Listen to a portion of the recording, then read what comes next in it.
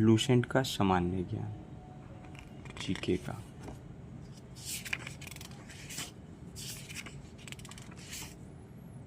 ये हो गया हम लोगों का विषय सूची।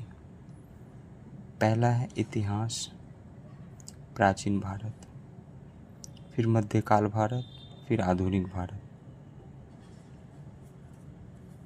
तो हम लोगों का पहला स्टार्टिंग होता है इतिहास का, पार्ट 1, भारत का इतिहास। उत्तर भारत में हिमालय से लेकर दक्षिण भारत में समुद्र तक फैला यह उपमहाद्वीप भारतवर्ष के नाम से ज्ञात है, जिसे महाकाव्य तथा पुराणों में भारतवर्ष अर्थात भारतों का देश तथा यहाँ के निवासियों को भारतीय अर्थात भरत की संतान कहा गया है।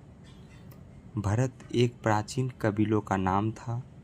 प्राचीन भारतीय अपने देश को जम्बूद्वीप अर्थात जम्बू जामुन वृक्षों का द्वीप कहते थे। प्राचीन ईरानी इसे सिंधु नदी के नाम से जोड़ते थे, जिसे वे सिंधु ना कहकर हिंदू कहते थे।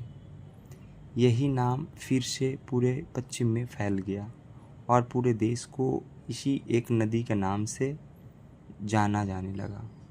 यूनानी इसे इंदे और अरब इसे हिंद कहते थे। मध्यकाल में इस देश को हिंदुस्तान कहा जाने लगा। यह शब्द भी फारसी शब्द हिंदू से बना है। यूनानी भाषा के इदे के आधार पर अंग्रेज इसे इंडिया कहने लगे। विंध्य की पर्वत श्रृंखला देश को उत्तर और दक्षिण दो भागों में बांटती है। विंध्या जो पर्वत श्रृंखला है उत्तर और दक्षिण दो भागों को बांटती है। उत्तर में इंडो यूरोपीय परिवार की भाषाएं बोलने वाली की और दक्षिण में द्रविड़ परिवार की भाषाएं बोलने वालों का बहुमत है। नोट: भारत की जनसंख्या का निर्माण जिन प्रमुख नस्लों के लोगों के मिशन से हुआ है वे इस प्रकार है: प्रोटो ऑस्ट्रेलियाड, पैलियो मेडिटेरेनियन, काकेशायड, निग्रोइड और मंगोलाइड। भारतीय इतिहास को अध्ययन की सुविधा के लिए 3 भागों में बांटा गया है: प्राचीन भारत, मध्यकाल भारत और आधुनिक भारत।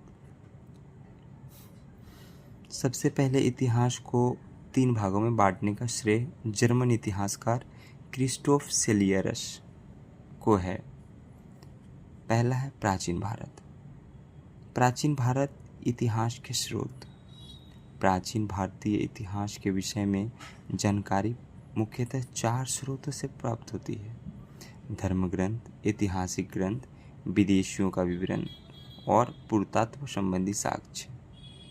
धर्म ग्रंथ एवं ऐतिहासिक ग्रंथ से मिलने वाली संपूर्ण जानकारी।